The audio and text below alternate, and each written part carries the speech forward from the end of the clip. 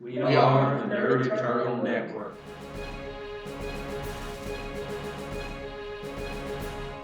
Hello, welcome to Icons, Crimes and Misadventures, here on the Nocturnal Network. I'll be your GM for the day, Jason, and with me as usual will be Zach, aka the Fairy Prince. Thank you for watching. Curtis, aka Black Dragon. Hola. Mike, aka Anyone. Hello. And Taylor, aka Muscle the Muscle. Howdy. Alright. So, a little bit before last session, we need to catch Micah. You had wrapped up under the plastic surgeon's place. Fairy Prince had managed to access the brain repository, the computer brain filing system, whatever you want to call it. A think tank. You know, that's a simple name that should have occurred to me. And before making sure that all the brains knew they were brains in jars, he managed to extract some information on the leadership of the Hellfires.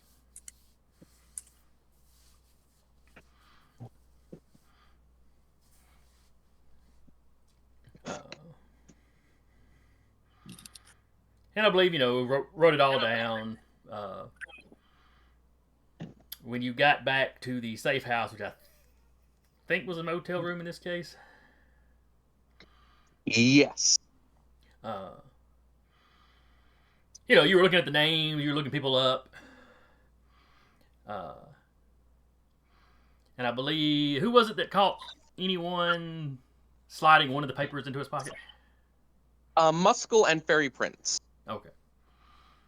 We all knew about it, though. Yeah. I'm trying to remember what that was about. All right, you had stepped out by that point. What did I do? Oh, okay.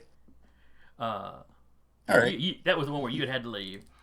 And you had...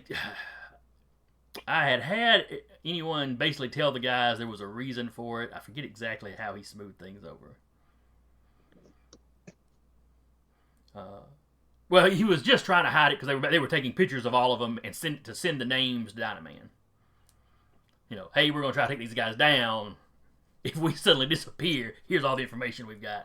Get it to the hero community. So last session, anyone had to go get in touch with a contact. And the rest of the guys decided to check out, I believe it was Hellfire 99. The detective. Della Montoya. Yes. Who runs basically a chain of detective agencies. She had her own very successful one, and then she started buying out others. And kind of running the business side of it. So she's got offices, various, run by various other people, but she basically owns detective offices all over the country.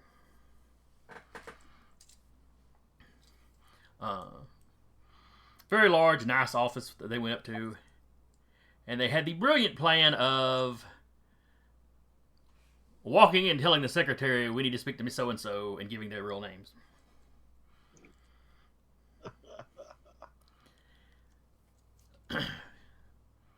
They were quickly escorted up to her office. There was a fairly cordial discussion. Not a lot was really being accomplished. Like, I weren't really convincing her to flip or change sides or stop what she was doing. And she was trying to weasel information out about who their boss was. She wasn't sure that if the Nocturnal Magician was the boss or just another hired hand. But she was suspicious because she couldn't get a whole lot of information on him. Where everybody else's background she had kind of researched. And she did sort of cast aspersions on Night Magician, too. But maybe we shouldn't be trusting him. But in the end, she was sort of delaying. As the meeting was winding down and something was going to have to kind of give, they started questioning her about the dark figure that they had spoken to when they went after Hellfire 17, the hacker, Gary.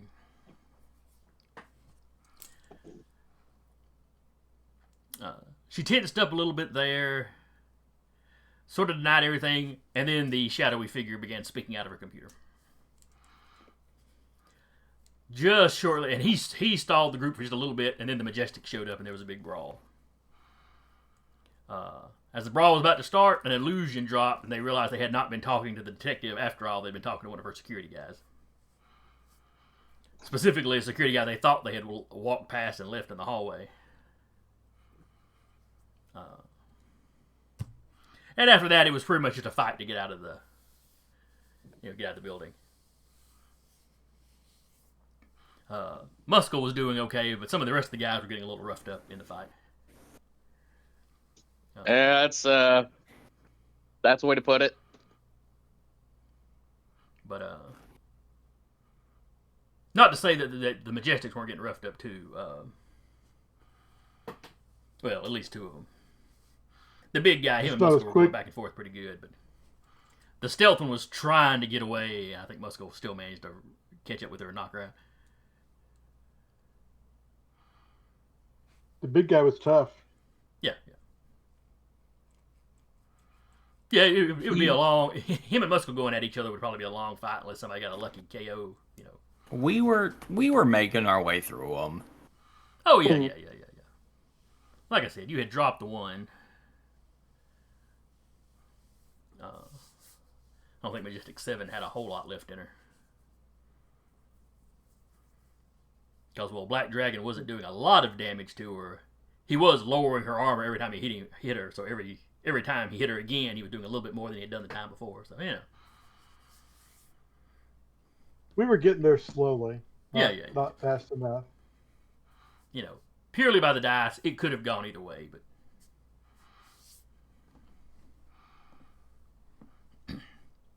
we basically ran with our tails tucked. Well, the person you wanted to talk to was gone too, so there wasn't a whole lot of reason to hang around. The local police were, you were hearing them in the distance. And while you could certainly take them in a fight, you know, it's kind of that whole escalation thing. You know, you were going to get the attention of somebody bigger if you kept up. A lot harder to stay in Dynaman's good graces whenever we go toe to toe with the NYPD and whatever local New York heroes decide to get involved. Mm-hmm. Well, you know in New York that the Night Terror is running around. And there's, of course, rumors of a super school somewhere in the area.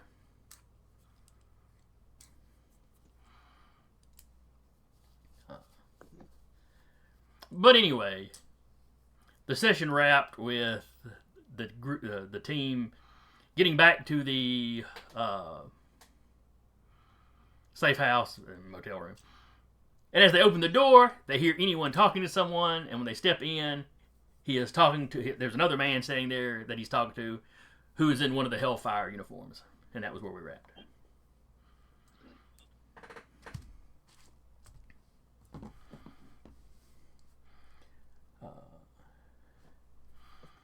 So, anyone?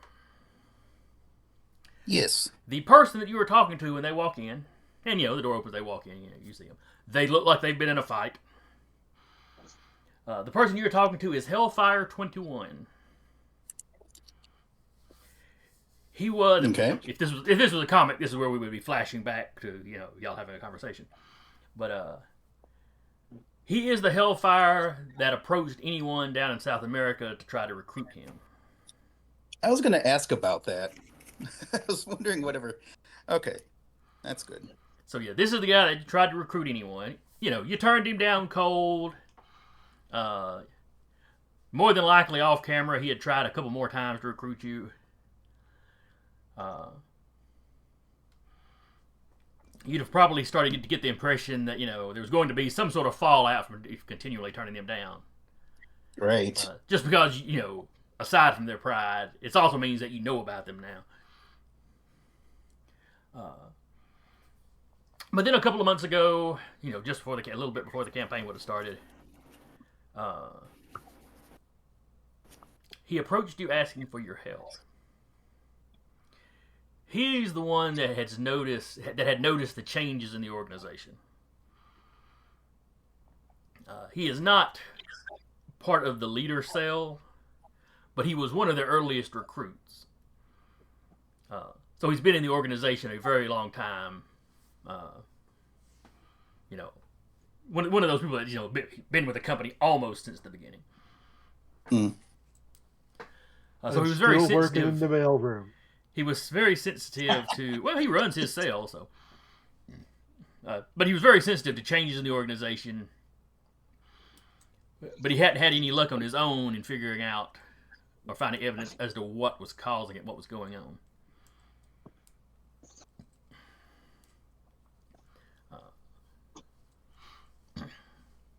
So it was him that tipped you off about what was going on and then set you on the trail.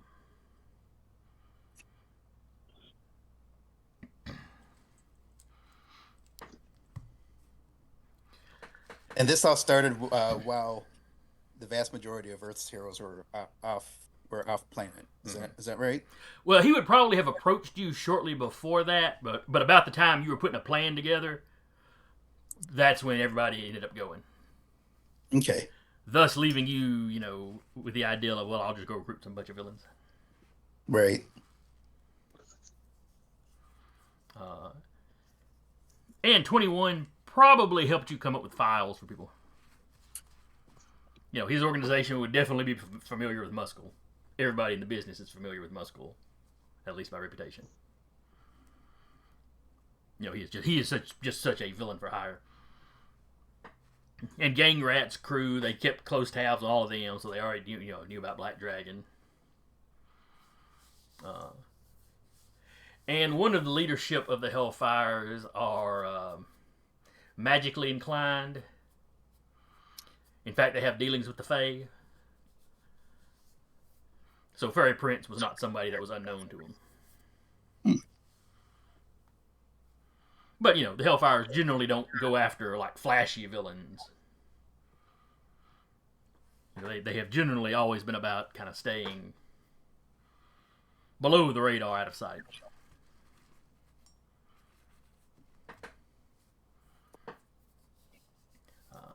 So anyway, the rest of you walk in and you see anyone talking to a member of the Hellfires.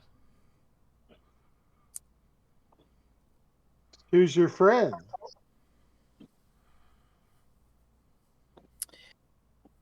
This is my friend here is the reason I had brought us all together in the first place. I'd like you all to meet 21. 21, you know my associates. Of course, I helped you pick them out. Gentlemen. A random guy. Or, sorry, person. A guy in my case, Such a pleasure to meet you, and he's been what a lovely outfit. You could be anyone under that mask. So delightful. Excuse me, and he's just going, and Fairy Prince just gonna march past everyone, go to the bathroom, comes back out like a minute later wearing a different outfit, hair fixed, still looking very pissed off. Did you clean up that fast, or did you just put an illusion around it? Either or. Right, but he is visibly fixing his hair. Well, is it Fairy Prince who's pissed off or Muscle? I'm sorry, I missed that. I think we all are. Well, it was Fairy Prince that stormed off to clean himself up. I mean, I'm not pissed. We ran into a secret spy base and we got attacked by secret spies.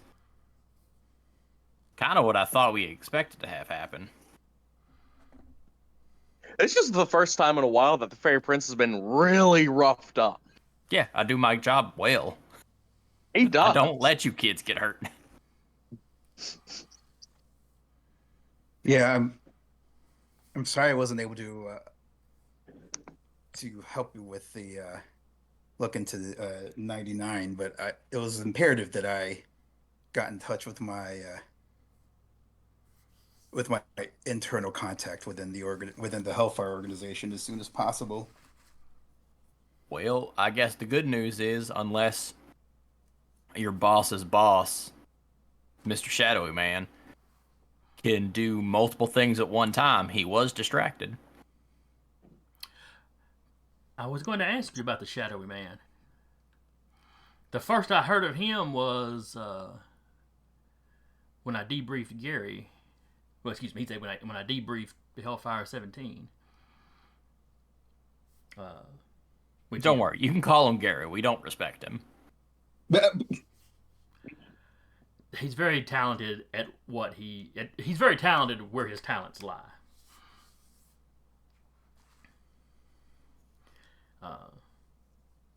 He's not, generally speaking, a field operative. But one time he tried that was when, a gangster got the better of him, so. Which I assume is probably how you managed to track him down. Eddie will grab a chair, turn it backwards, sit in the chair backwards, facing them, light up a cigarette and say, "So, what's this meeting about?"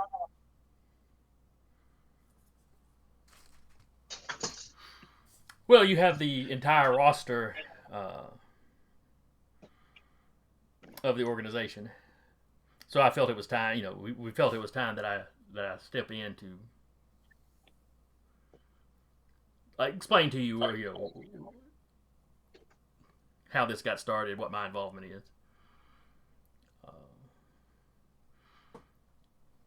I'm not pleased with the Hellfire taking a political bend. That only trouble lies that way.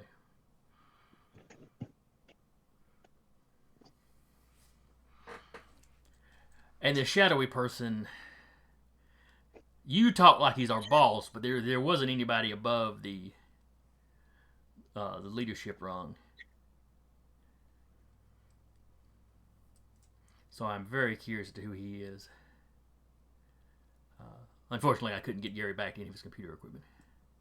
When I disappeared him out of police custody, well, the police were understandably upset. And Seattle's various heroes were crawling all over his apartment after that. So, what does he just need a supercomputer? No. He was going to look. He was going to examine his own computer to see how the guy had accessed it. Oh, okay. So I was like, if you just needed a supercomputer, we do know one. Yeah, I caught wind that a resource of ours disappeared from the one of the storage facilities. Yeah, that thing was sentient, right?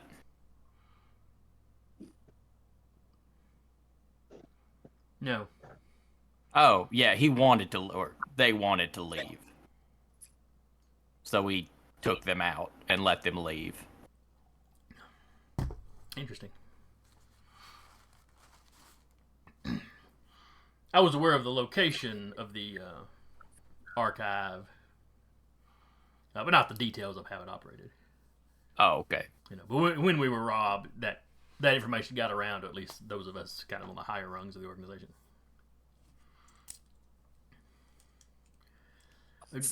Do you have any clue who this mysterious figure is with his armor-suited flunkies?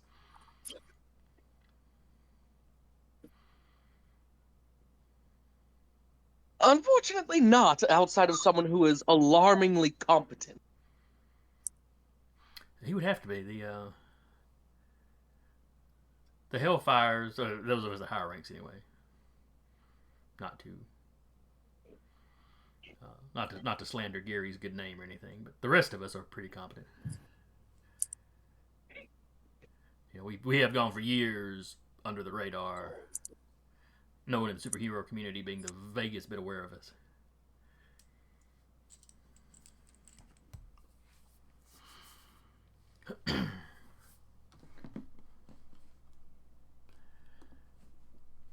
So if somebody else did find out, I can't help but wonder if this man could be who is responsible for pushing us in this new direction.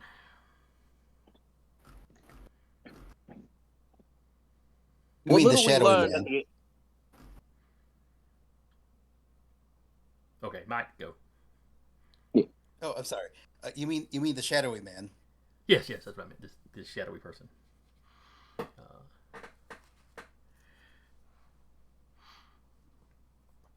What little we learned at the detective agency seems to indicate that, yes, he's the source of your organization's recent change of direction.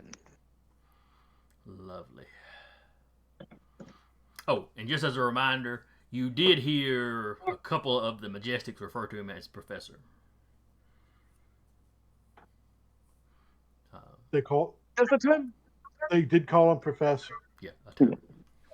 I'm just spitballing.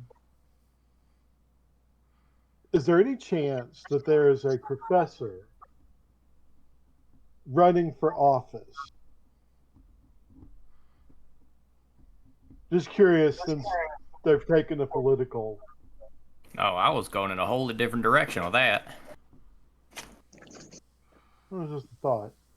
It may not be an accurate one by any means, but something to check out maybe. 21 kind of nods his head. He looks over at Muscle. What were you thinking, Muscle? Well, I was also kind of thinking about the supervillain school as soon as I hear Professor. Since that's also a fairly recent development. That's true. It would stand to reason they might have some professors. I think Lovegood's a professor. Headmaster He also Love? owns the school, but 21 shrugged his shoulders. I'm familiar with the rumors of the school. I know it's run by a man known as Headmaster Love. Whether he's a professor or not, I don't know. I haven't had much luck finding information on it. They've been pretty mysterious. I am narrowing down the location of the superhero school. wait, do you need the location of the hero school, or are you just that's a personal thing? I would like to know where it's at to essentially warn our agents not to get too near it. Oh, never mind. I will not call a student I know from that school to ask them where to go. Never mind. This is not business. This is a personal thing. I'm putting my phone back in my He pocket. goes, well, it's sort of business, but it's just... Not our business. oh, yes. Not our joint business, no.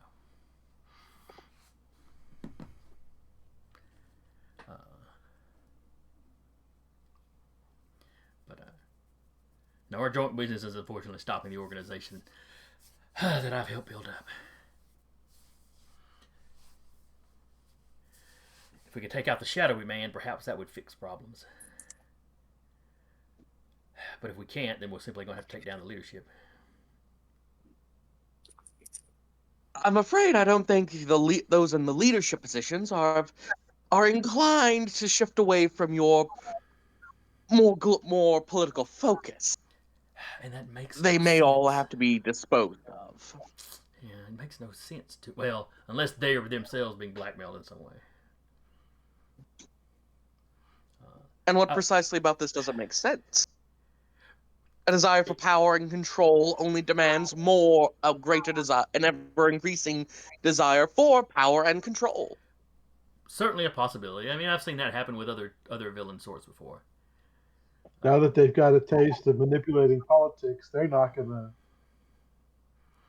go back to salad. You might be right. They struck me as smarter than that. Part of it for them was the thrill of being able to go after these powerful people and no one knows that they've gotten one over on them except people that they've gotten one over on, who won't talk about it, of course, because that would compromise them.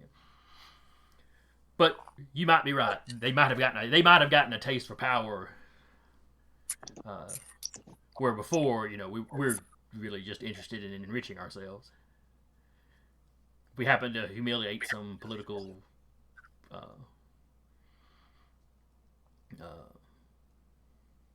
crap, blank on my word now. Basically, some political douchebag. That's not exactly the language he was going to be using. Then that just made earning the money more enjoyable.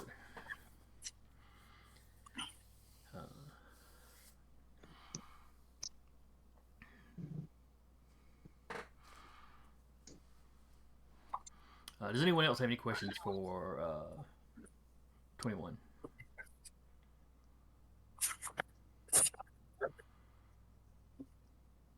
Does the term professor raise any alarm bells or any memories of any previous interactions he's had prior to the change in direction?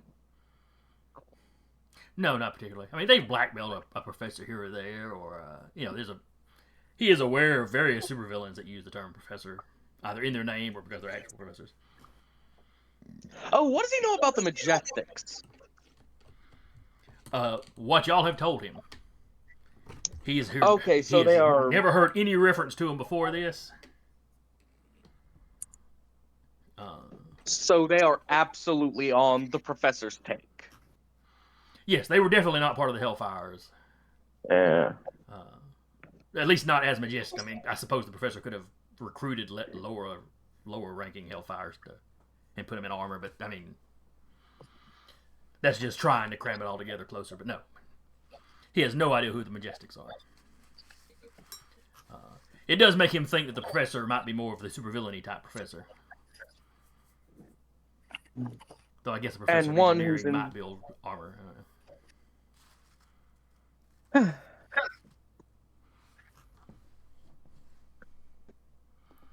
And he wouldn't know anything about their armor, obviously. No. I mean, he's got a real basic knowledge of kind of how power armor works in general, just from the standpoint of I might have to fight or escape somebody in this stuff at some point. I'm assuming the data that we have, we don't have any information on their armor, any schematics or anything like that. No. That we could. Nope, you've just run into him and had to throw hands a few times. That's pretty much the extent of what you know.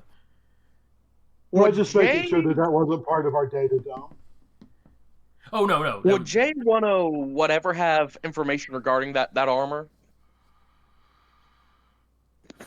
21's like if I assume that you're talking about the computer that you stole, the self-aware one. If the Hellfires had information on the armor, then possibly.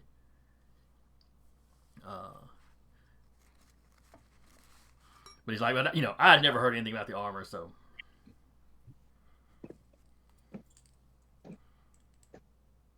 It might be something to look into. While y'all are having this conversation, I need everybody to give me awareness checks.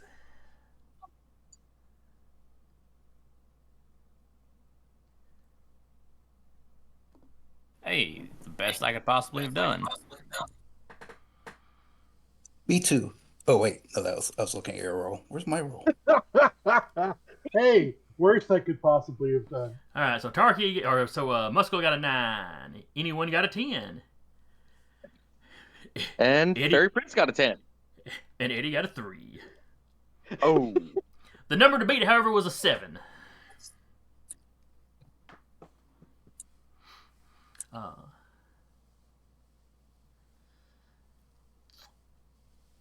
So, all right. So, do I have time to ask 21 another question? You can be asking him a question while everybody else. While this happens. Yeah. So, 21. What's your end game here? You've contacted the night. I keep saying night magician. What is it really? Nocturnal Magician. Nocturnal Magician, that he's recruited us. Are you making a power play now if we take out the leadership? Is that what this is about? It's what I plan to do, yes. It's not really what it's about. I was content where I was. But if you take them down, I will at least take my cell and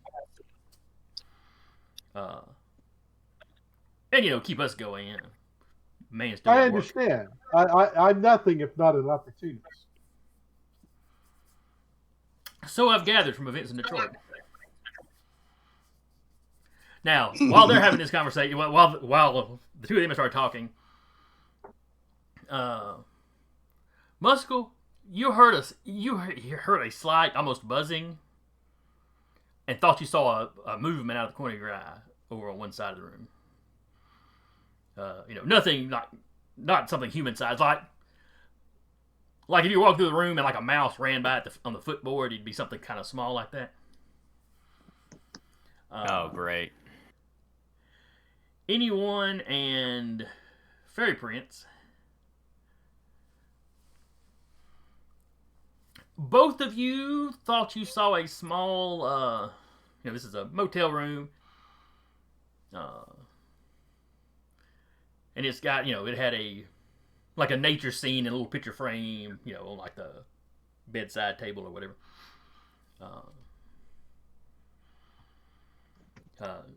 Anyone, you thought you saw a small, like, human-looking something duck behind that.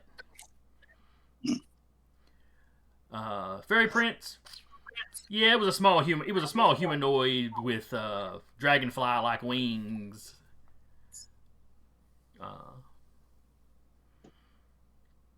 Going fast enough that they were hard. It was really kind of hard to pick them out. Though if you listen carefully, you could hear kind of a slight buzzing. I'm gonna yank up the phone to the front desk. That's and then just hurl it at the picture. All right, give me a that'd be coordination because it's ranged.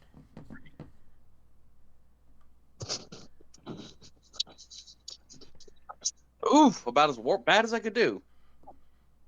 Number to beat is an 8. So everybody in the room is caught a little by surprise when Fairy Prince just suddenly picks up the room phone and throws it at this picture frame. But you hear a high-pitched little "ah!" as this figure with Get out here, dragonfly you little wings. shit, or I'll drown you in iron powder.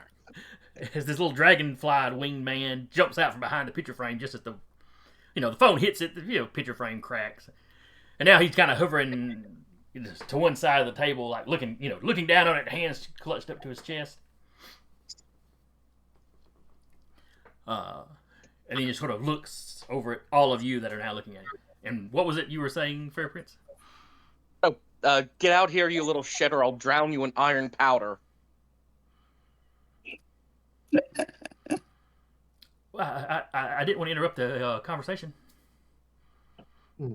All right, let's be a little nicer here. Howdy. Hello. I'm Muskell. Can I have your name? Oh crap! I didn't have a fairy name ready to go.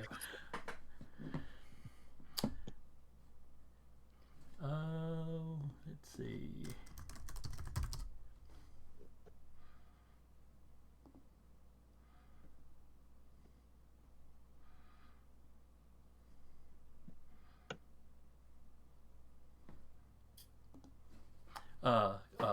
Cosmo Bumblestump. Well, thank you for letting me have ownership of your name, Mr. Cosmo. He doesn't look particularly disturbed. Yeah, I'm just Then kidding around with you. Happy to see you. Happy to meet you. What you need? Oh well, I don't really need anything from you.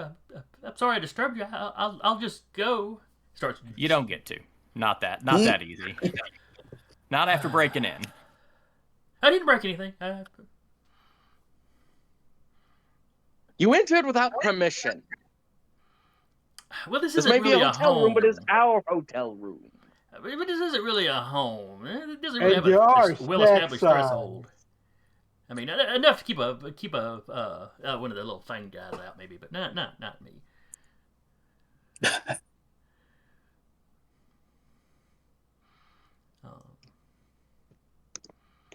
may not be a home, but it was still very, very rude. You are snack size, Cosmo, so you might want to start talking. I am bound to complete a task. I'm not here because I wanted to be here. Well, what's the task you have to complete? I was supposed to follow y'all to, or follow you to, and when he says you, he gestures at everybody. Find out where you were staying and report back. Or find out what you were discussing. Find out if you were meeting anybody, and his eyes sort of cut towards 21. And who were you doing this to for?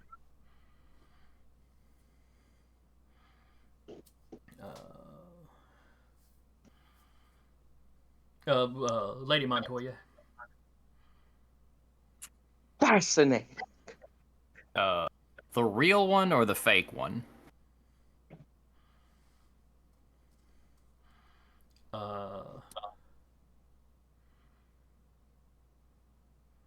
He's like, I assumed the real one. Don't we all assume?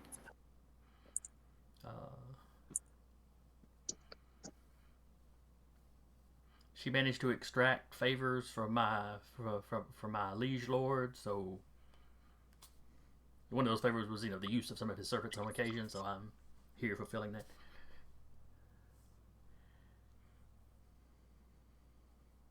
All right, I don't think I can hit this one because he's kind of like contractually janked up. I can show you the token of my servitude. And he kind of reaches up to his neck, where you can see a little chain where he's wearing something that goes down under his tunic.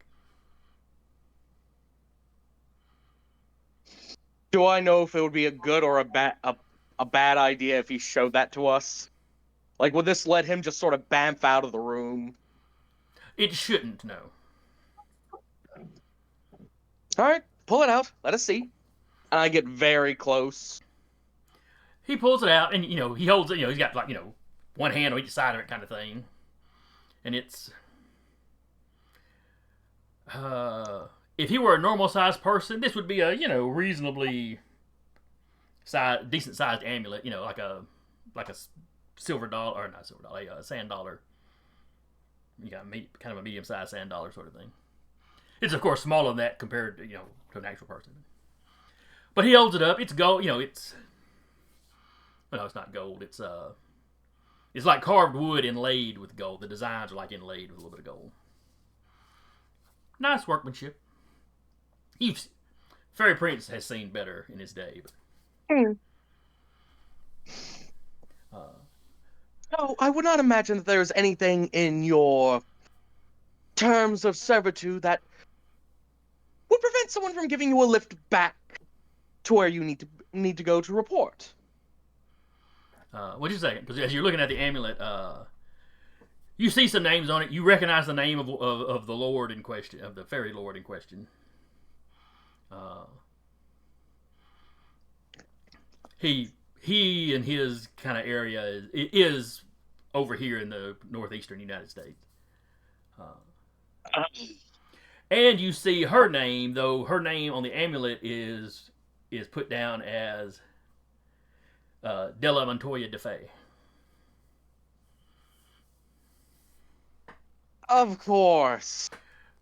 De Fay being an honorific that humans can get if they reach a certain amount of status within the Fey courts.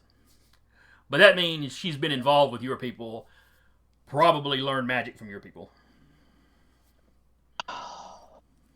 I relay that information to the rest of the group. And then you hear a high pitched voice, the little fairy's voice. Sorry, and then he snaps the amulet in half. Nobody bounced away, but some people started appearing in the room. Each of them is wearing a Hellfire outfit. Man, little fairy, I told you, we weren't gonna fight you, and then you do something that makes me want to fight you. You've got bigger fish to fry. That is the expression, isn't it? It is. Luckily, I hate frying fish. Well, how about this? If I'm still here when you finish fighting them, then all's fair. Do we need to roll initiative? Yes. I have already rolled for the Hellfires that have teleported in. Because of the surprise of this, each of you get a hero point, or a determination point, excuse me. But you're at -2 on your initiative rolls. That'll work. Thank you. So that's 4.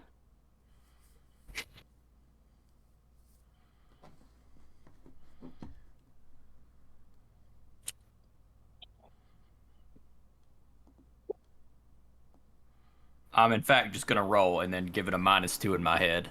That is fine. We just 8. all right.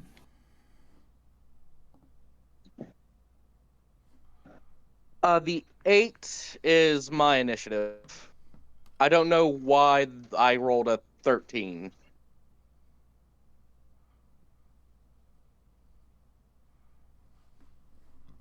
Alrighty. All right. So Muscle got it's a 10 8 total. We had -2, so 8. Fairy Prince got a. Now is that a total of 8, or is that an 8 and I got a minus? Total of 8. Total of 8. All right. That's not too bad. Anyone got a 3. Kurt stepped away, so I guess we'll see what he gets when he gets back.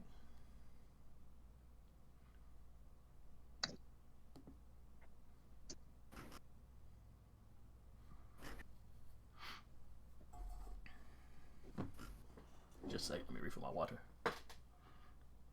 And kind of stall for Curtis.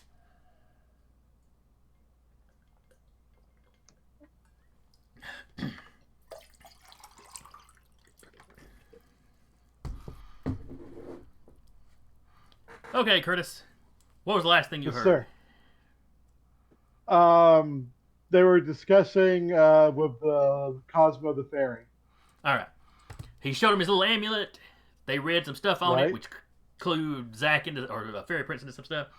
Then he kind of went sorry and snapped it in half, and 5 hellfires suddenly just kind of bamfed into the room. That little bastard. You get a determination point, and I need you to roll initiative, but you're at -2 for your initiative.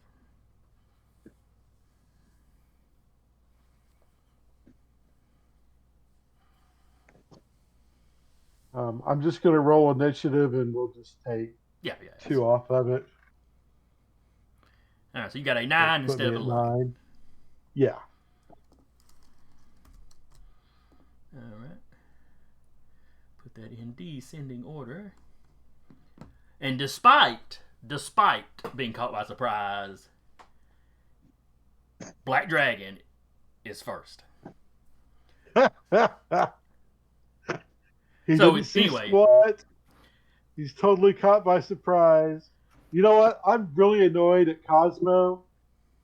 I am gonna fight him. All right.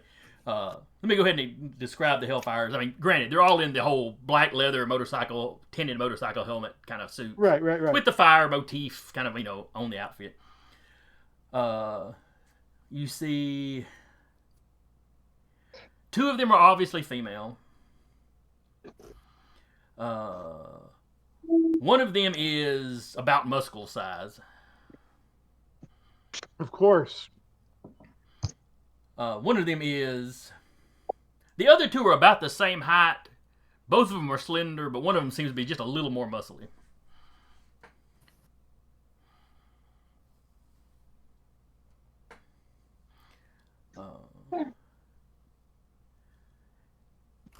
And like based on the big guy, Ryan Montgomery, who was one of the leadership Hellfires that you had looked into him online at least, he'd be about this big. The rest of them, there's nothing that would really tip you off to who they might be specifically. But. Well, he's a Hellfire. Oh, these are Hellfires. These are not the Majestic. That's where I was getting. No. These are the Hellfires, not the Majestics. I was jumping tracks.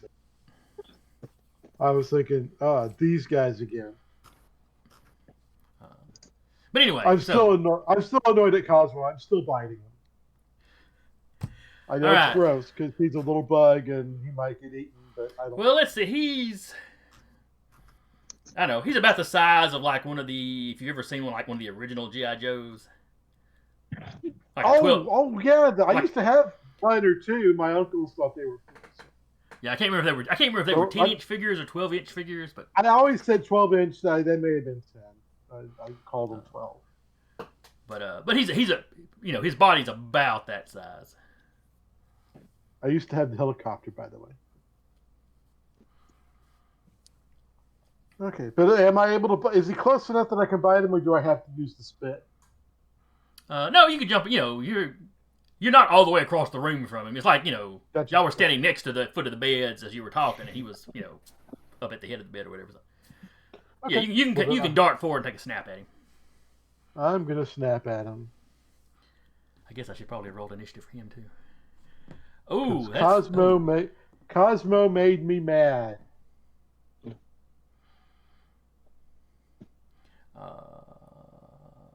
Although he may have done us a favor bringing Hellfires to us. He got an 8 and you got a 10, so how much damage do you do with a bite?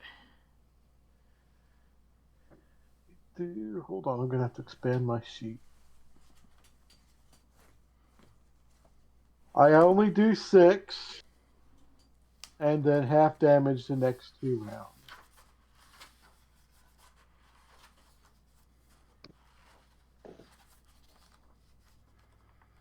All right, let me check. Oh, that is not the correct book.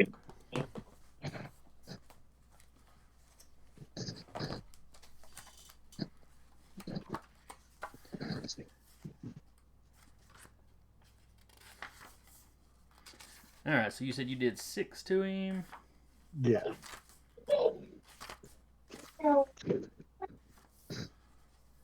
Physically, he'd be close to the size of an eagle. That's actually probably giving him a little bit more credit.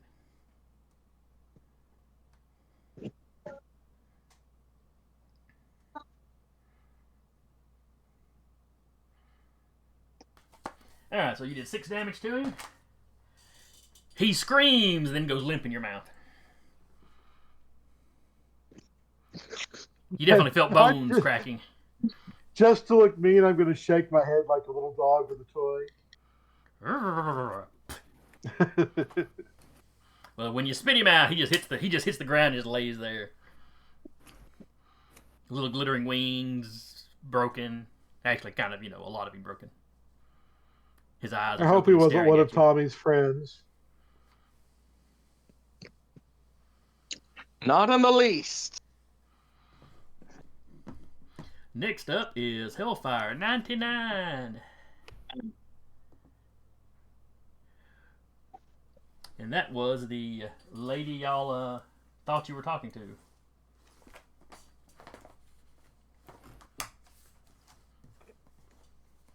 Hold on a second while I find the book with her stats. All right.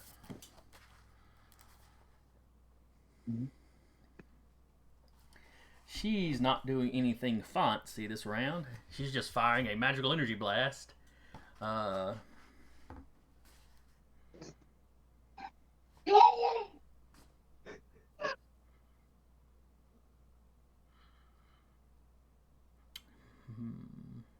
At Tom.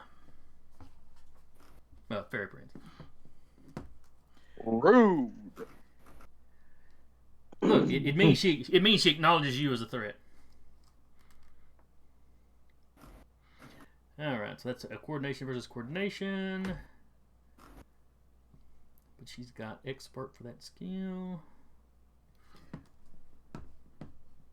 So she's rolling with a +6 for this.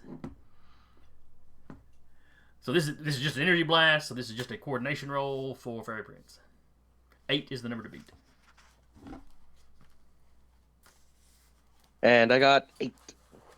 All right, so half damage. So you take 4 points of damage. Oh, that is not a joke. No, it's not a joke.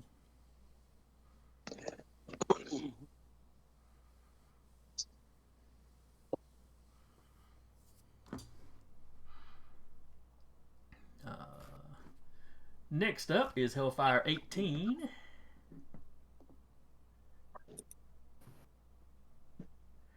And that's the big guy. The big guy is going for Muscle.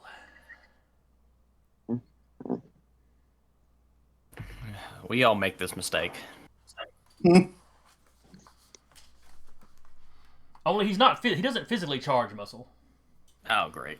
He looks at it, and underneath that visor, you see 2 red lights light up. And then it's like right in front of those, there's like 2 spots on the visor where it just sort of spirals open. And a beam comes out, presumably out of this guy's eyes. And he's a big guy.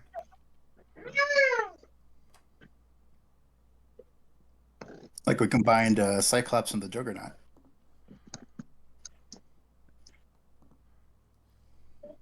Nine is the number to beat with a coordination roll. Not. I got an 8. So he hits you dead on. That is 10 points of damage. Oh, crap. Damn. When the beam ends, there's like a little bit of smoke coming out as the 2 irises on the visor, cycle back closed. It all happens fairly quickly. You don't really get a good look inside the helmet because it's dark in there, and you just had a big flash of light at you.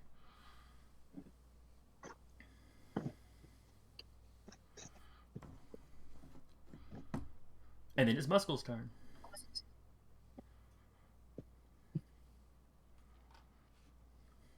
I will go ahead and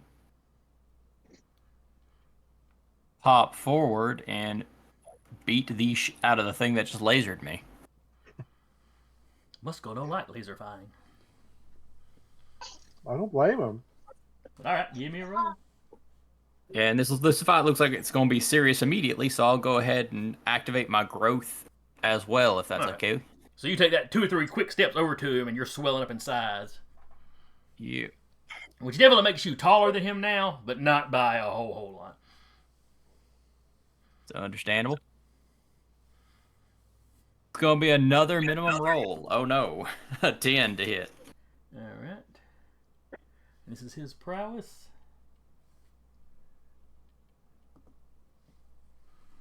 He got a 12. You take that swing, and he sort of, catches on his forearm and kind of moves your... It's like he catches your wrist on his forearm and kind of moves your arm to the side. And then y'all kind of bump into each other like football, like football players or something, but no damage is done to anybody. All right. What Hellfire number is Cyclops not? 18. Yes, that's Hellfire 18. Given his size, he'd just about have to be Ryan Montgomery. Because you have these guys' real names. But not that helps you in the fight or means anything, really. Next up is Fairy Prince. I didn't skip anybody, did I? I'm going to ignore the person who just hit me with a magical death ray. Okay. I'm going to pull out my sword, and I'm going to try and put the quality lacerated knees on the big guy. Okay. And I'll be tapping bastard son of the she. That definitely makes sense, and you at least have a determination point. Hmm? Well, this is a new session, so I guess everybody would have their baseline back. All right. Because I know you spent some last session. Oh yeah. But that's a different session, so. Alright. So you'd be using your prowess because this is basically a sword attack. And I don't add any bonuses to it outside of specialties whenever I'm trying to make a quality, right?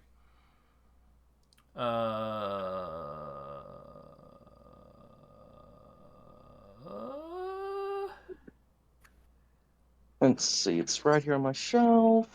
I feel like that's GM discretion. Like it's definitely at least an attribute plus a die roll, and maybe. Yeah, the attribute die roll for sure. But as far as just because we're kind of on a tight time limit today, let's just go attribute plus die roll, and don't Fair worry enough, about any bonuses from the tapping the quality. And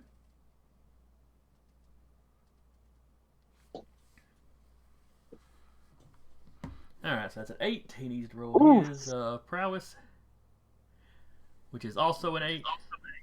And I believe when you're putting a quality on things, I want to say a marginal success doesn't actually do anything. You can look that up to be sure. And I'll go ahead and move on. Just let me know if you discover that there. yeah, not a problem.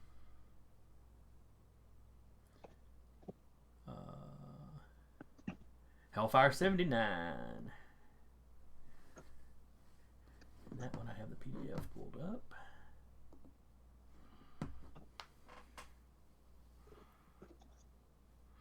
As he steps forward, fire sort of springs up around him.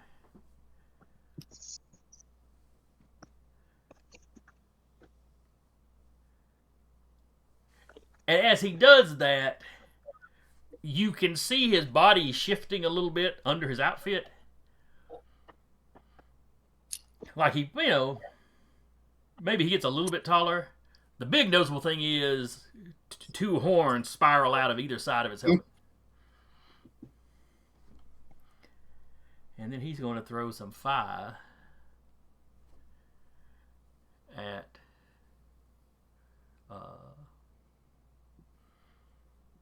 He's really into this hellfire motif. him specifically. Yeah, kind of.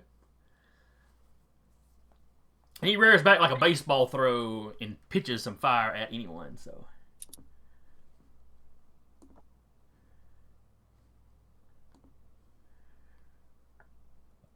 give me a coordination roll. 7 is the number to beat.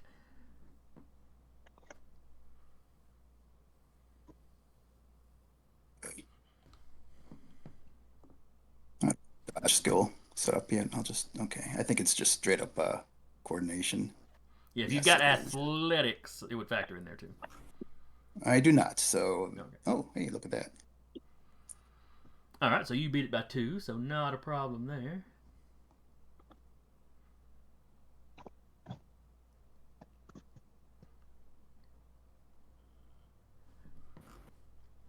All right.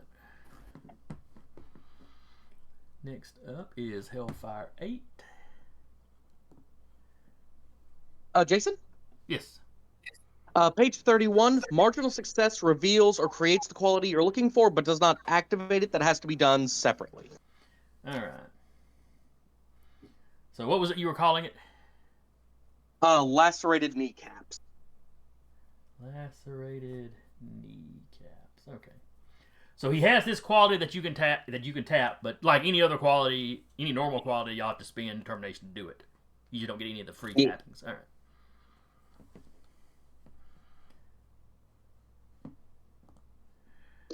Who did I say it was? Hellfire 8. Okay.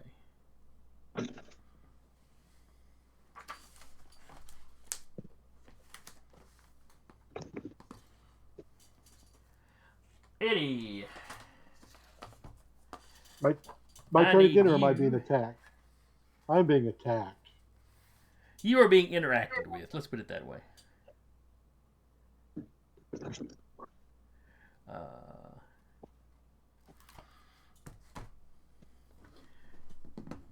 And I think it's going to be a will roll for you, but let me double check.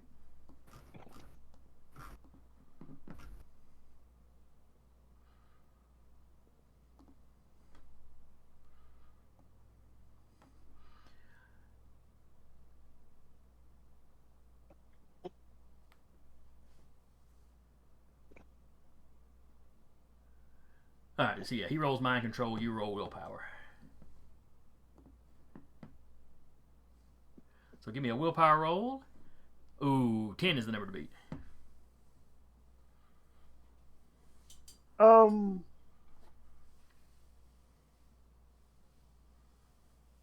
gonna use. Now's the perfect time to be an asshole and spend a determination to improve my roll. Okay. Just because my justification is being an asshole makes me harder to. Yeah, you're stubborn, you're ornery. Yeah, it makes sense. So it'd be that plus 2. 9 plus 2. Makes it 11.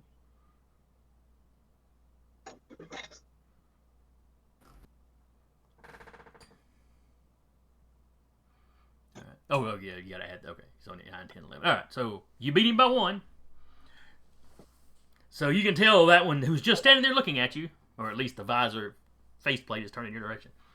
But you can feel like almost like fingers trying to claw their way into your brain.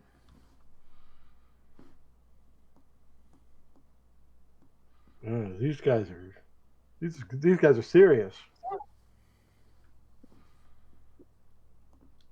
Then it is Hellfire 62. Who is the other female? As she strides forward, a sword appears in her hand.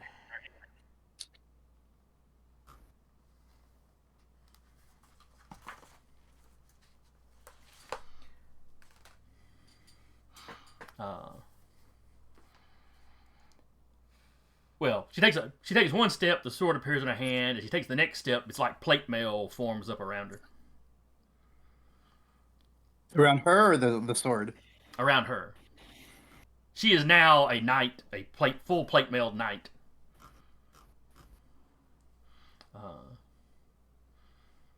But it's that kind of almost not real metal look. You know how some of the knights' armor in Excalibur is like extra unrealistically shiny? Yes. It's very much like that.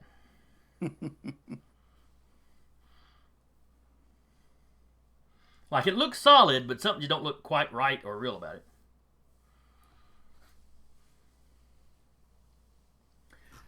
Is it almost like an uncanny valley thing? Kind of. Like I said, there's something unnatural about it. Okay. I mean, aside from it just appearing out of nowhere.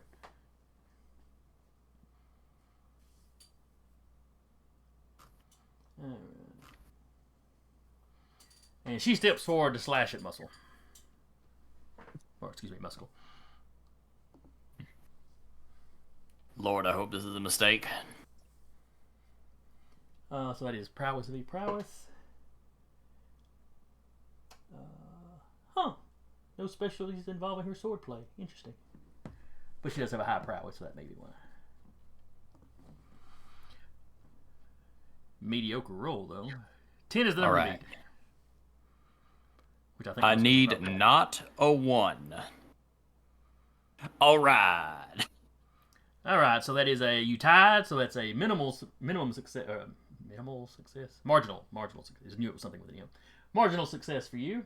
So half damage, you take 4 points of damage, which your armor tanks. Yeah, my resistance will take that.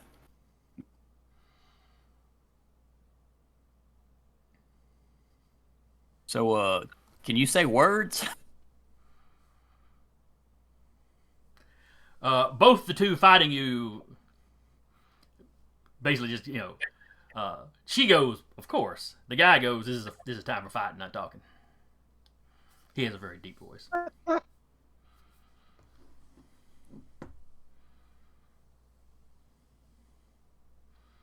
And then it is anyone's turn. All right. I'm going to approach which one is it? H8, Hellfire 8, and try to martial arts strike him. Thinking that, or was it her? I can't remember. Thinking that if you're talking about the mentalist. yes, the mentalist. Yeah, that's a dude. Okay.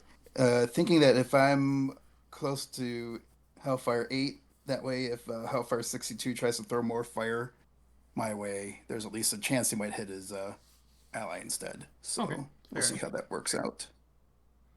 So I'm just going to try to punch him. Oh, Okay. Ooh, that's probably going to connect because I don't think number 8 is much of a much for fisticuffs. Oh, he rolled pretty good though for him. So he got an 8. okay. So you beat him by 3, so that's a major success. Yeah. How much damage do you so do? the damage will simply be 4, Okay. and I guess with the possibility of a slam, I guess. All right, so that was 08. He has taken 3 points of damage, and it's either. Yep, that one of my books. Yeah, it's either a slam or a stun. I think it's the slam. I think you check for slam. Yeah, I think the first, stun is a massive success. because it's the one that's got the potential KO. So, all right, so give me a strength roll versus his strength roll to see if you slammed him. Okay. His strength is only a 2. Hey, look at that. So that's he got a 4. So you beat him by 4. So that's a massive success. You knock him an area back. So I'm going to assume that you run up and basically you run up and deliver maybe a 1-2, or run up and punch him as you kind of grab his arm and flip him. Yeah. I don't suppose I could throw him out a window, could I?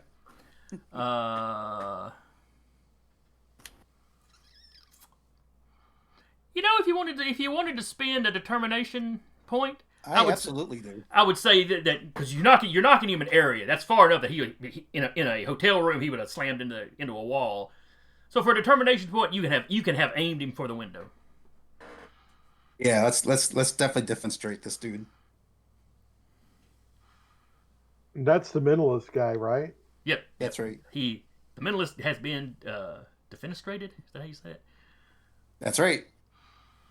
So out the door, or out the window. Now, I had not decided what. Let's see, it's a motel. Well, all that means is the door's open to the outside, though. So you can still be multiple stories. Yeah, but no more than one story if it's a motel. I don't think. Yeah, you don't usually see them get too high, but I have seen 2-story ones. All right, even. I'm gonna roll a dice, even or odd. If y'all get it, he fell out of a 2nd-story window. If you don't get it, he fell out of the 1st story. So, what was that? Even, I guess. All right. Oh, 1. All right. So y'all are on the 1st story. So he is.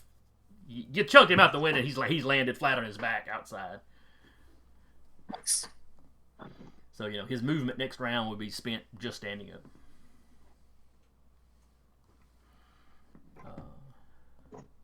Next Did to he Ice at least Machine. land on his keys? Sure, he landed on his keys. Yay.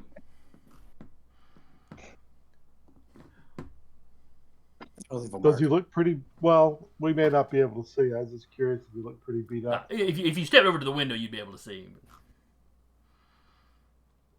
Eddie, you're up. Oh my gosh, my gosh, my gosh.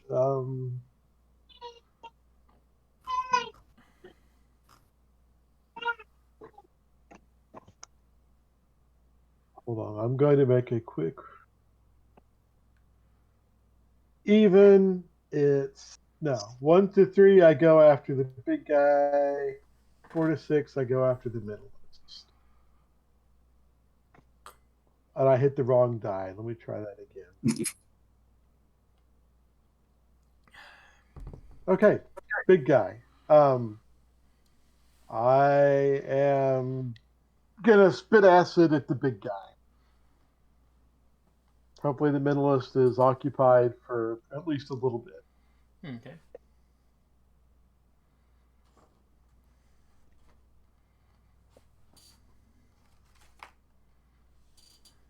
And I'm going to tap the quality use my last determination point to tap that quality that Fairy Prince put on him. Okay, the lacerated knees. Okay. Yeah, so that'll make it 12.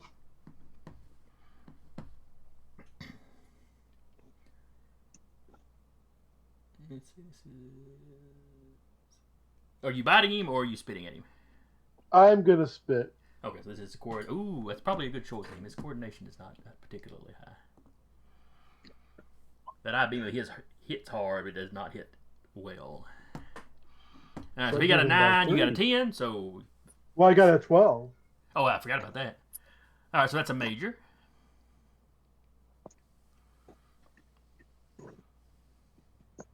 Which is 6 damage, and then, of course, he's probably got damage resistance, which may negate all of that, but I'm sure it'll negate the 3 damage for the next 2 rounds.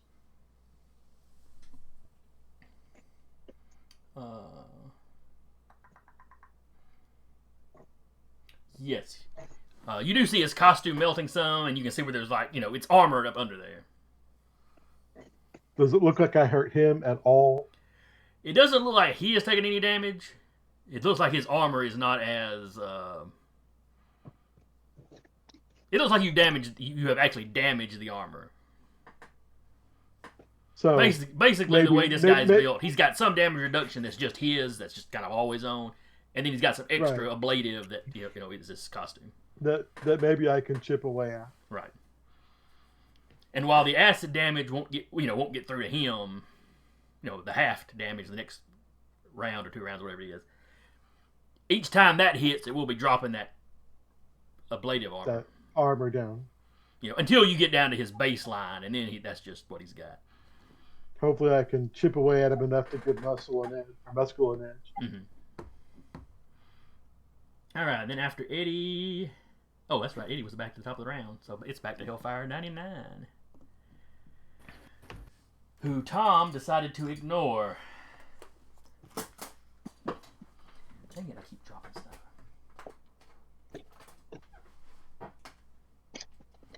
Alright.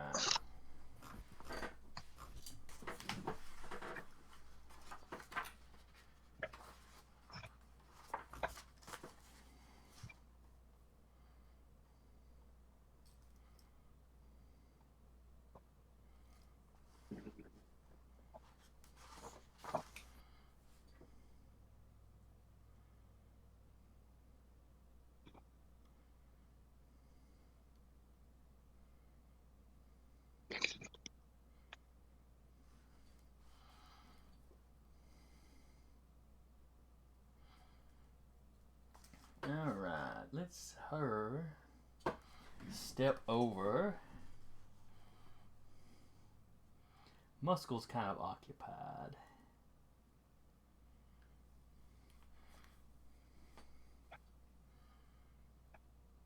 Oh, you know what? Anyone doesn't have a dancing partner at the moment. Currently. So she steps over to you, anyone. Mm-hmm. Reaches up, hits something on the side of her helmet so the visor flicks up so you see her face.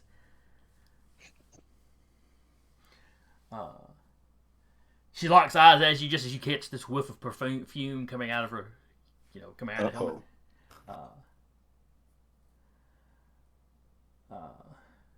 About to get ensorcelled. It's a possibility. And she tells you, "Oh, my dear, I've been so impressed with your work. But your friends, they're hurting my friends. You need to stop them. And give me a willpower roll." If I have anything, can let's see. This is no. The closest I could think of is deception, and that's a stretch because this is magic. So willpower it is. All right. Do you have anything you could tap? Oh yeah.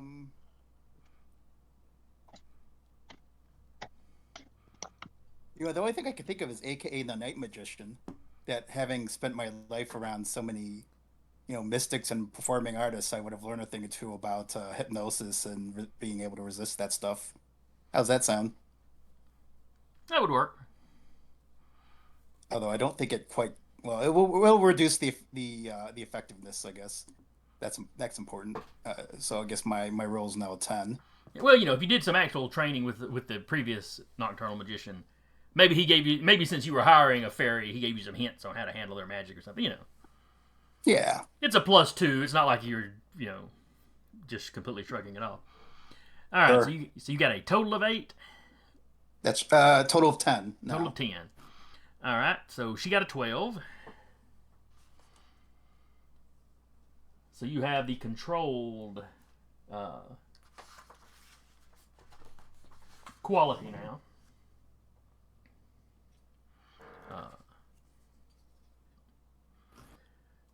So give yourself. All right, so I was looking at mind control closer, and we usually do it just kind of like mind control works in every game. But what it actually is, it puts the controlled quality on you that can be tapped. So every time she taps it, you would basically, the way I understand it, you'd basically be getting like a determination point for like every command she gives you. I'm going to treat that like putting a quality on anybody where a moderate success would be 1 free tapping, and then a major success would be 2 free tappings, and a massive success would be 3 free tappings. So she only beat you by 2. So that the command of stop them takes effect. But if she wants to give you any other commands after that, it'll have to be another mind control test. Everybody understand? Yes, sir. Yes. Okay. I was hoping I had explained that legibly. All right.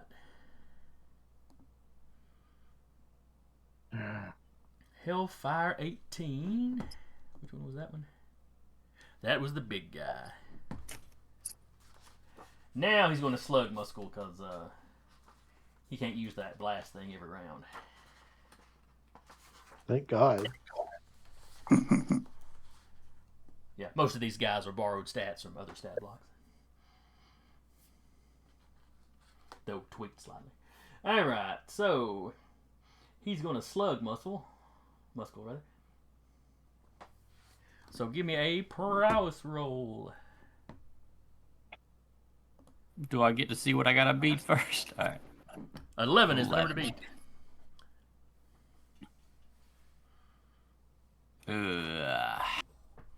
Oh, please, it's Muscle. That's doable. It's not guaranteed, but it's doable. Ooh. All right.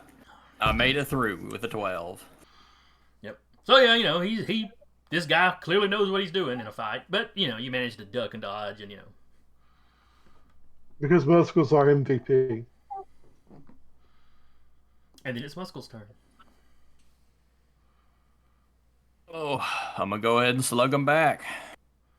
I'm just waiting for some of you super strong guys to start knocking people through walls, because this is just a little hotel.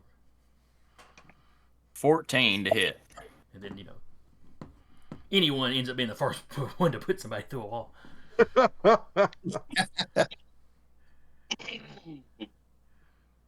Next, at that rate, that means Muscle will be the next person to sneak somewhere. All right, so that's 14. It's still his. Oh, yeah, it's the same roll, so it's still his prowess. Ooh, he only got a 9 though. Oh, that's a solid hit. So that's a massive. That's a slam and a stun chance. Yep. How much damage do you do? 8 right now. All right. So his damage reduction, his total damage reduction is.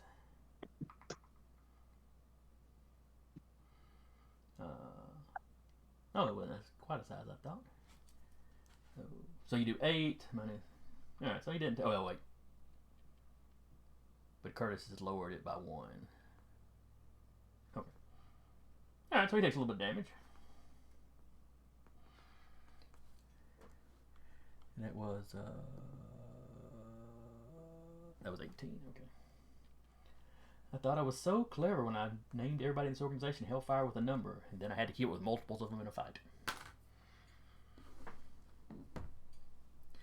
Alright, so strength versus strength for the slam first. Slam is a 13. All right. He got a 12, so you knocked him prone. Great to hear.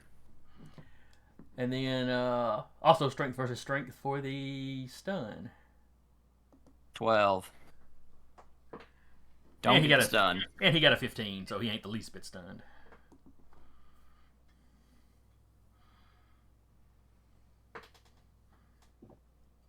But you did knock him down. Fairy Prince.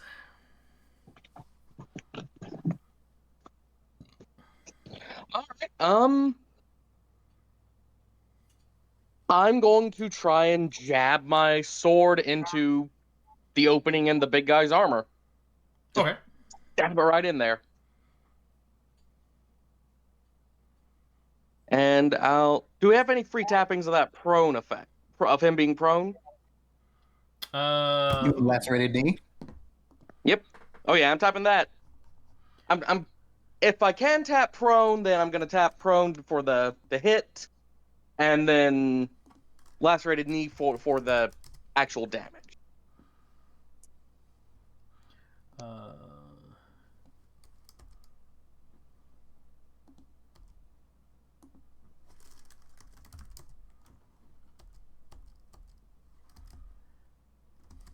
Hang on, I'm trying to search this. There are some serious flaws with this Roll20 PDF reader.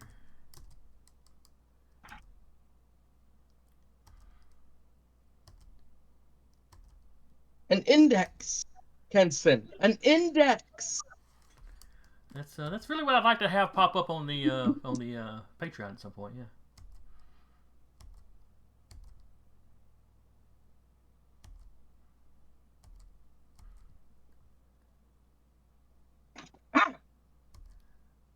All I'm seeing on the prone is that it takes their movement to stand back up. Okay. Now, I am perfectly willing to say prone is something that you can tap, but it's not something you'll get But I have a to pay free for tapping it. of. Yeah, you'd have to pay for it. Mm. All right, sure. I'll tap. Spend 1 determination point to tap prone, and 1 determination point to tap lacerated kneecap for the damage. So are they both going to damage, or are you splitting it up? Splitting it up. Okay, 1 to hit. Prone 1 to hit, and So you've got a +2 to your attack roll and a +1 to the damage. All right, this is prowess.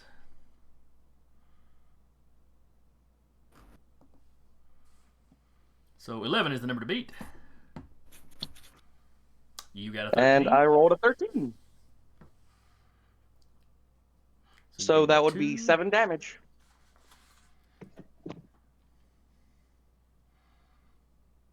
Let's see.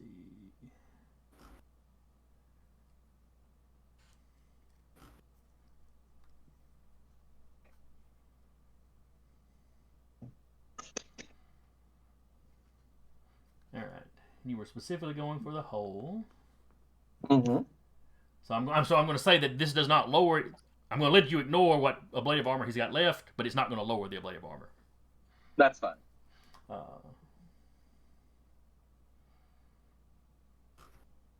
You said you did 7. With the +1 from tapping the quality. So 8. Okay. So yeah, it'd be 7. Normally okay, 6. I got you. It's 7 with the tap. I'm sorry for confusing you. No, it's not a problem. This just happened to be one particular attack where there are a lot of plus this, plus that, minus this. Yeah. It's the end of Clue when they're counting the bullets. All right. Okay. He gives out a grunt when you stab him, and you feel the blade sink into meat. It doesn't sink in as fast or as easy or as deep as it should on a human. So clearly. Clearly, he's not, it's not like he gets his power from his armored suit or something. Totally expected, but I'm willing to inflict the pain when I can.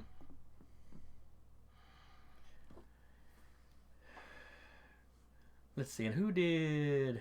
79 attack. Who did he chunk fire at?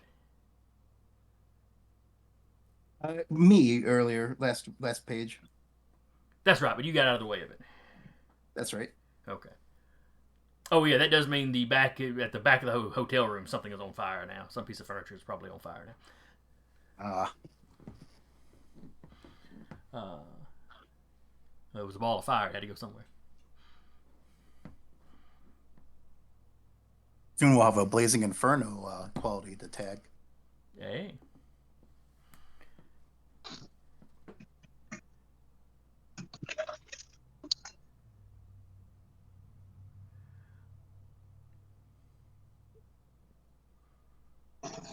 Oh, he can't form weapons out of it. Nice.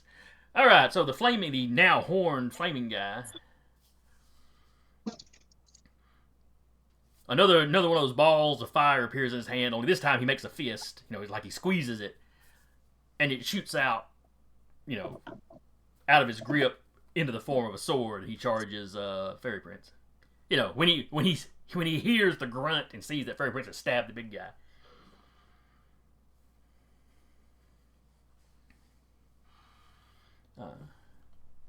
He runs over, takes a swing, screaming something about "Get off, you tree hugger." I don't know. I'm looking at the wrong side. So that is prowess. He's not terrible. So he takes a swing at you with his sword. Fair Prince. 8 is the number to beat.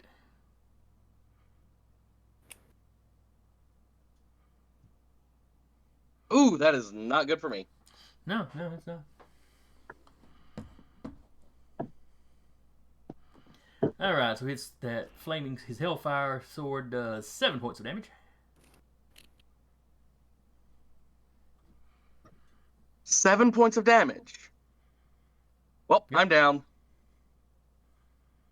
You hear Fairy Prince just scream and topple over. Oh no. You don't just feel it burn your flesh, Prince. You feel it burn your very soul. I thought I didn't have one of those! You're half human, so, Damn you, Dad! Or part human. I don't guess you ever specified half.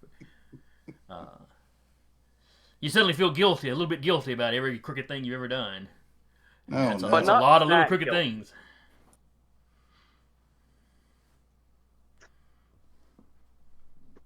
Does he just get penance stabbed? Not quite. The burning sensation is the main thing here. The guilt thing is just a little something kind of on the edges. Yeah, definitely not the first time he's felt that burning sensation. We are not getting to Fairy Prince's private life. I'm just telling you that right now. Bad enough we were talking about Pee Wee Herman's up before the stream. All right, so that was Hellfire 79. Now it's Hellfire 8. The mentalist outside with a groan gets back to his feet. Oh, it's bad. Yeah, because he doesn't actually have to move up close to you to use his powers, so.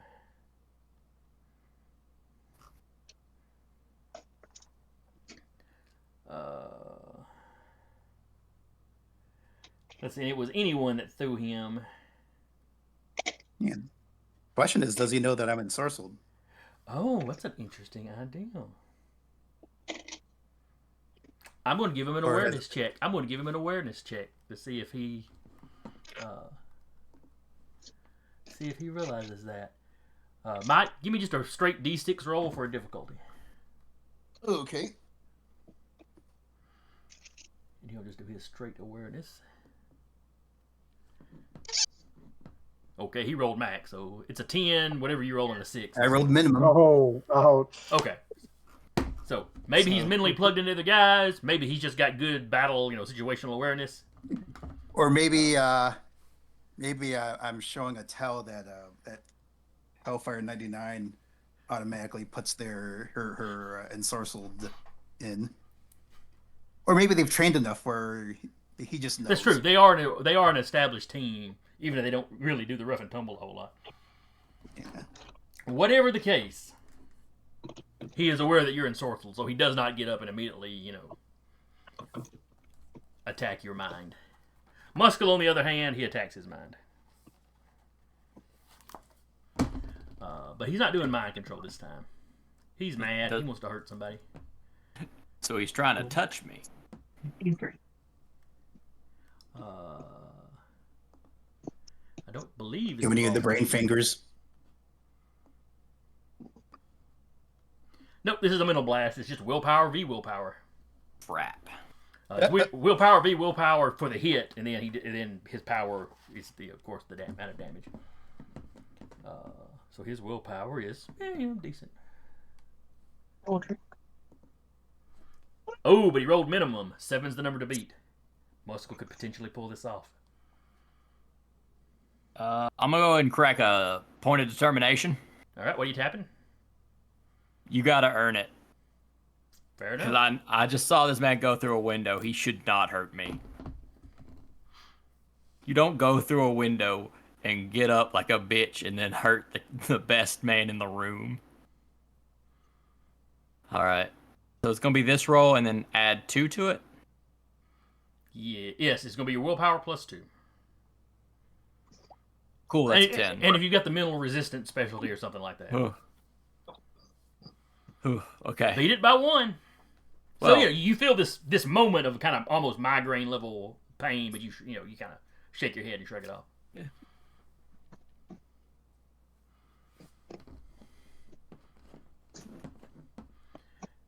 And then I it is now 62. have a target.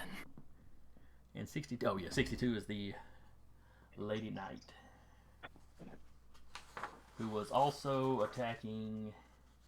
I forget. Did she attack Muscle or did she attack Fairy Prince? You know what? It doesn't matter because Fairy Prince went down. She takes a swing Fairy at Prince Muscle. is down, so Yeah. She takes a swing at Muscle with her sword.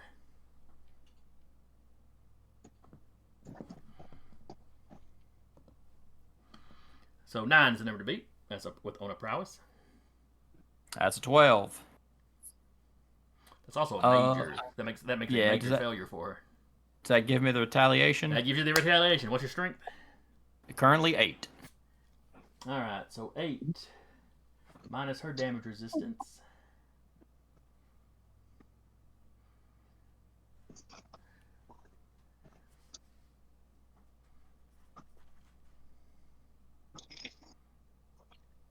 Ooh, you rattle her cage pretty good.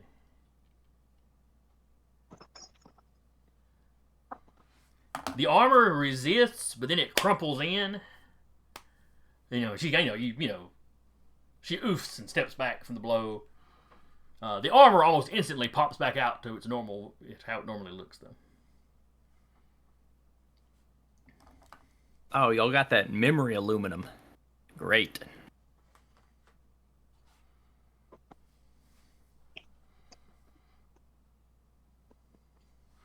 Yeah, you realize it's not. It's nice. It's probably nice armor versus normal people. Versus you, it's only kind of taking the edge off.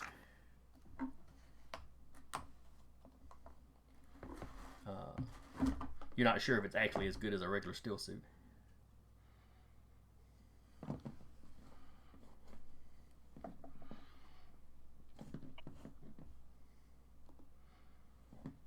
Anyone? All right. I am going to. I would like to tag, aka the Night Magician, once again, to bring forth a bit of impromptu equipment to come into play here. And what I'd like to do is to say he has. And I'll justify this because he's studied a lot of not only stage magicianry often goes hand in hand with escape artistry. So I'd like to produce something like a head muzzle that I could use to basically keep the black dragon's jaws in place, just to prevent him from opening his mouth and try to deprive him of his acid spit attack. You just Is that tired a of thing? listening to Eddie talk. Well, that's why he bought the thing. It's not why he's whipping it out right now, though. Is that a thing? Is that a thing he could do? Yeah, I'm cool with that. Basically, you're just trying to put a condition on Eddie, closed mouthed or something. Or Yeah, and I don't know if I locked need to. jaw. Oh yeah. Now, would I have to succeed at a grappling action to actually put it on? Yeah, let's make that a wrestling. You're gonna have to kind of wrestle him down. Which I do not have, but I did increase my prowess. So let's see what I think wrestling is. I thought wrestling was strength. Well, I don't know if it'd be strength. I mean, wrestling or. I think you can use either one. You're right. It's the escaping where it gets very specific on what it is. Yeah, go ahead and use your prowess then. Because I So I'm remember back in the schooling arc, the indispensable versus rigajig wrestling was closer because I could use prowess. That's right. That's right.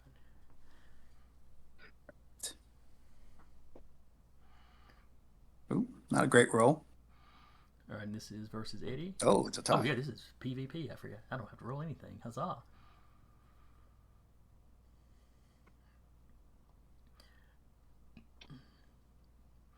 Okay, so you tied. So marginal success. So you get it on there, but maybe you don't get it latched real good. So it's so it's causing him issues. But basically, any time that I want to enforce it, like if he goes, I'm going to spit, I'm going to go, no. Have a determination point. Maybe he can still dribble. Right.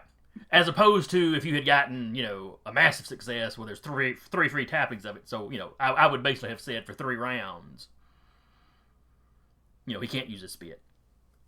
After the 3rd round, he's dribbled enough that it's dissolved like the contraption itself.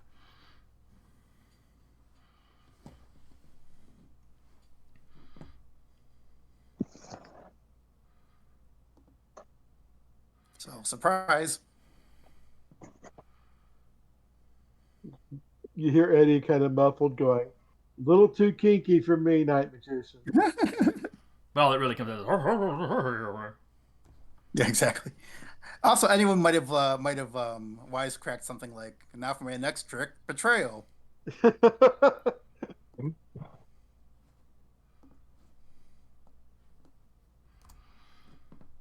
And then we're at the top of the order. It is Eddie's turn.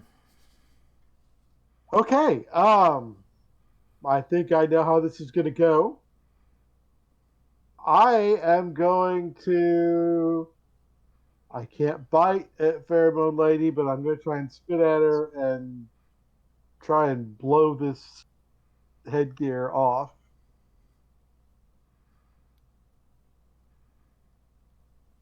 I'm assuming I'm.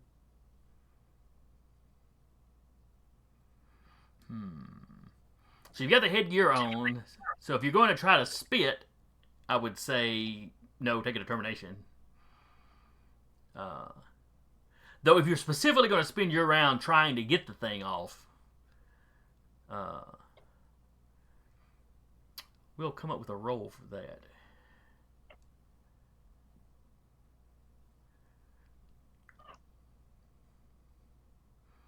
So exactly what is it that Eddie's trying to do? You've got this thing clamped around your head now, or strapped around your head now, that's trying to keep your mouth closed. I am assuming if I spit, I can't attack anybody, but I'm hoping I can burn away this headgear. Okay, so you're using your spit, but you're specifically just kind of pushing it out of your mouth onto whatever's trying to hold your mouth. You're just trying to dissolve the device. Okay. Let's see, what would the material strength of that probably be?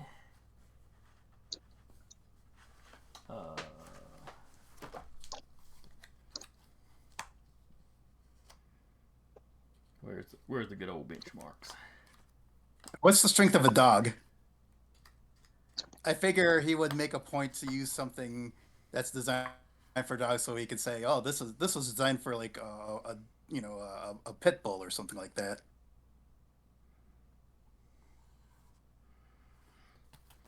Something that an audience can immediately grasp.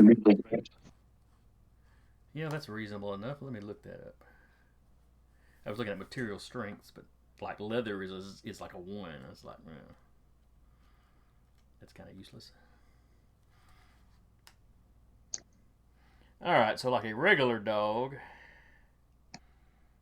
has a strength of 2. Is there a bite attack listed? It'd be plus 1 strength for like larger dogs though. So a pit bull or something would probably have, or a mastiff or something would probably have a strength of 3. So if it was designed to survive that, it would probably be at least aluminum level material strength, or some kind of better than average plastics. So we'll give it a material strength of 4.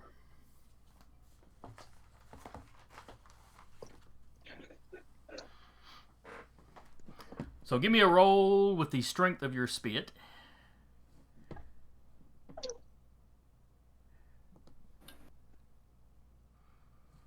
Ooh, we got a max roll of 10. So 10 is the number to beat with your spit. The actual power rank of your spit, not what you would roll to like aim it. Right. Hey, Holy look at that. crap. So it wasn't well strapped on one side, which lets you kind of spew with a little bit of an aim on that side. So you managed to melt one side of it enough that you reach up and manage to pull it the rest of the way. Snap it loose and pull it the rest of the way off. No one silences me. When you look over the Nocturnal Magician, he's got this like love-struck look on his face. His eyes are dilated slightly, like there's some noticeable tails up close. Right. And you'd have been close enough, you probably heard her say what she said. So. Right. Yeah. She was going to be my target, but. And she's sort of behind Magician or Nocturnal Magician at this point. Hadn't really moved where she was standing. He just kind of moved past her clever but she's girl. watching y'all's interaction. So. But okay, so that's your round. You got yourself loose.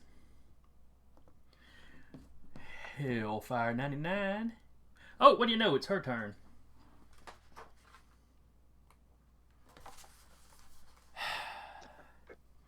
Well, I'd hope your friend would be able to handle you, Eddie. I was debating what she would call you, but let's just go with Eddie. Mm-hmm. But apparently I have to do it myself.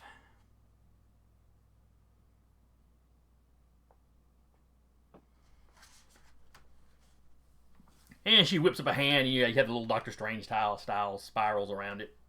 And just a beam flies at you. She just tries to blast you.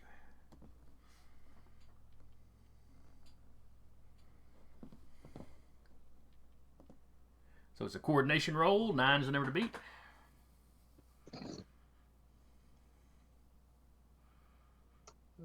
Not going to beat it.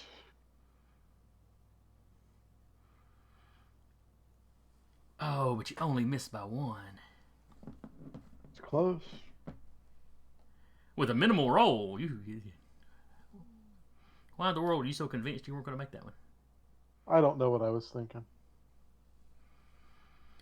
All right, well, that's 7 points of damage. No, excuse me, 8 points of damage. Ouch. Yeah, she's a stout little magician. Eddie's not looking he's not looking too hot.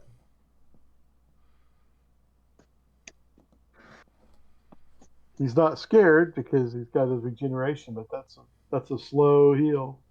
Yeah. He's always confident he'll get better no matter how much it hurts at the moment. Yeah.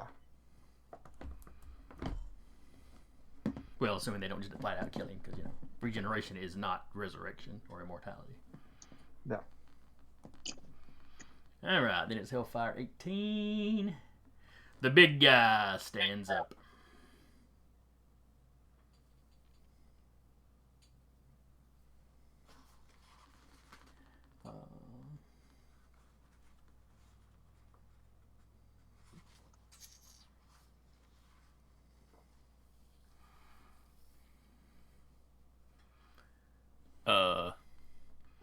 What else does he do? Sorry, I was sitting here debating. I got lost in thought for a second there. Oh, Well, all is he right. going to aid another? No, he's the one that hits harder. He'd be the one getting aided, not that way around. Let's see, how many rounds do you have to wait before he does his eye thingy again?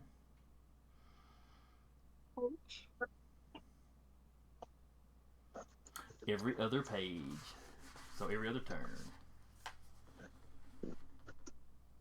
Here it comes.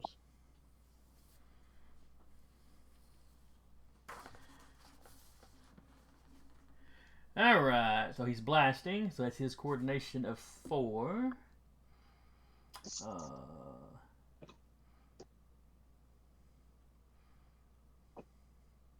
He is going to tap his quality.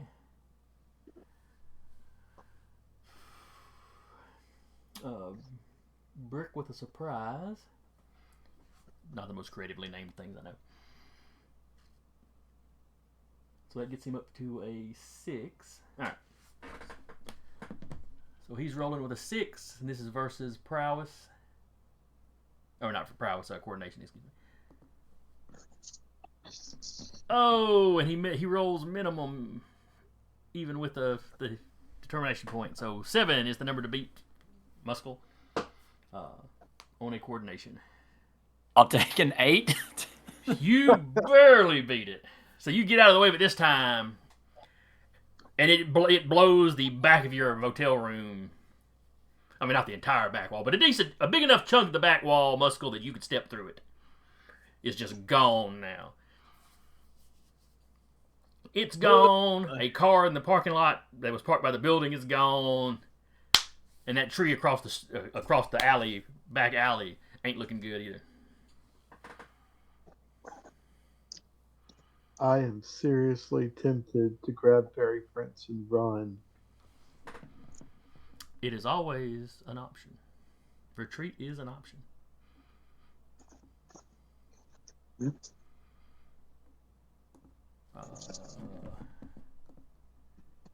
It is now my turn. That was 18. Yes, it is now your turn. I look to Eddie. Grab the unconscious one and run. I'll hold them off.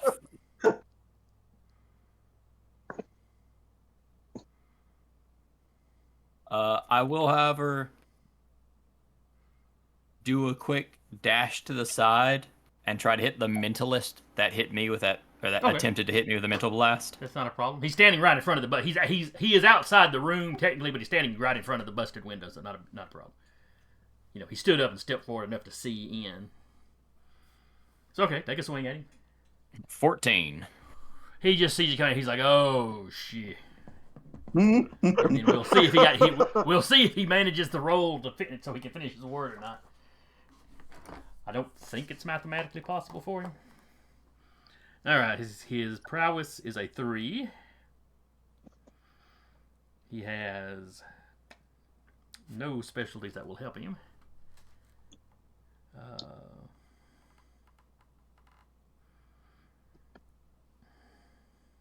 Go ahead and give yourself a determination point. He's going to tap his quality intensive training Understood. to give himself a +2 at least. So a 3 + 2, that's only giving him a 5, which still means only an 11 is high enough to get him now that I think about it. Hey, love. So he got an 8. So you beat him by 6. All right, so it's just gonna go slam then stun. So slam and stun, All right. and also 8 damage. If that just knocks him out, it just knocks him out. It probably does. I just want to roll a strength to see how it does. So we got an 8 and a 3. Okay, he's out for the rest of the foreseeable future, and also he goes flying. I think the 8 would have knocked him out regardless. Yeah, the 8 would have knocked him out regardless.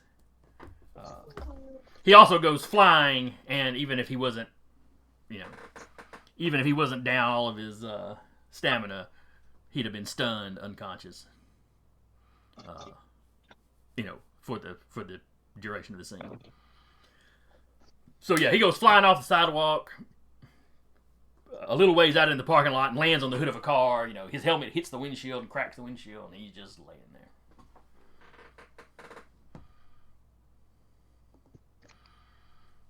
Fairy Prince is unconscious. Now, if you've got a determination point left, you can burn it. I was just about to say I'm gonna burn that last determination point to pop back awake at like one stamina.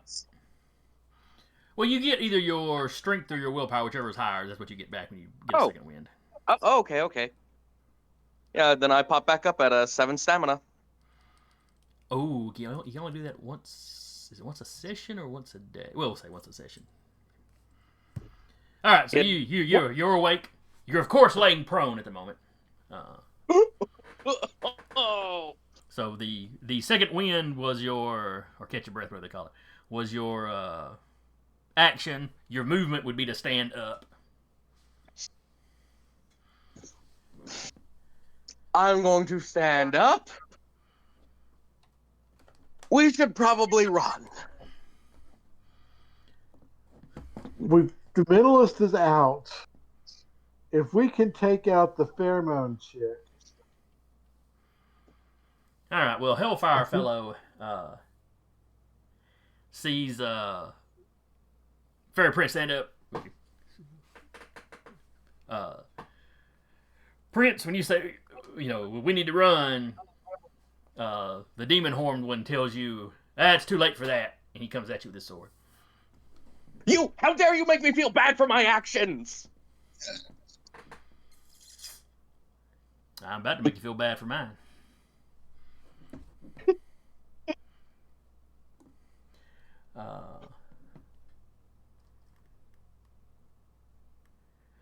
What can I tell you? Bad people, get to visit my dad. I'm just giving you a preview. All right. His prowess is 5. That's right, because he's not great. We use this as a sword. So 9 is the number to beat. All right. And athletics don't give me a bonus to defense, right? They do not, correct? Athletics helps you dodge ranged attacks. That's what I thought. Just want to be sure. So, boop a snoot. Ooh, it's a tie. So he does half damage. His Hellfire control is at 7, so basically 3 points of damage. I'll take that. Okay. And anytime your swords hit, there are scorch marks. There's scorch marks on yours because yours are made of brambles and his is made of fire.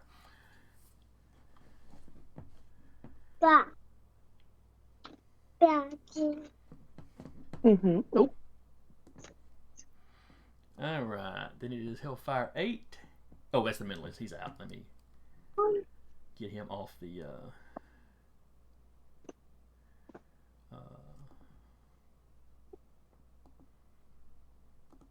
Let's see. Can I just put an X on here? Will that pass over to the...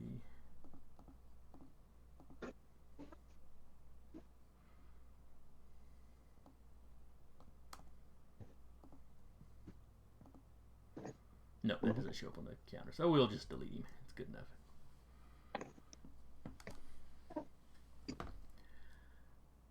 So then it is Hellfire 62.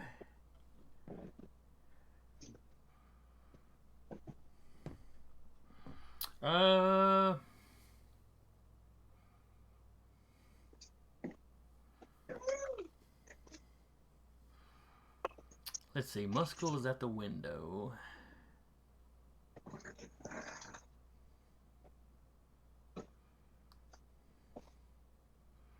The chick with the sword doesn't want to really tangle with Muscle anymore. She's going after Black Dragon, because what knight doesn't want to slay a dragon? Sure, why not? that is a prowess of 7 for her. Ooh, minimum roll. You only have to beat an 8.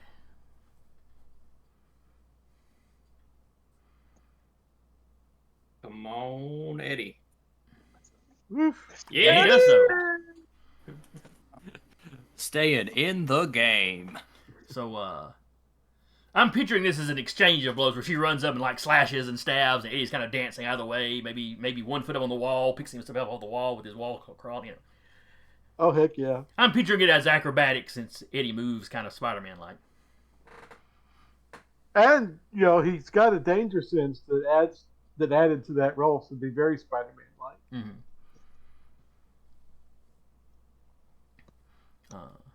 Now you beat her by 1, so she's getting close to you every time. It's not like you're dancing away from her, laughing at her, nothing. It's I'm just You're making sweating. it look good.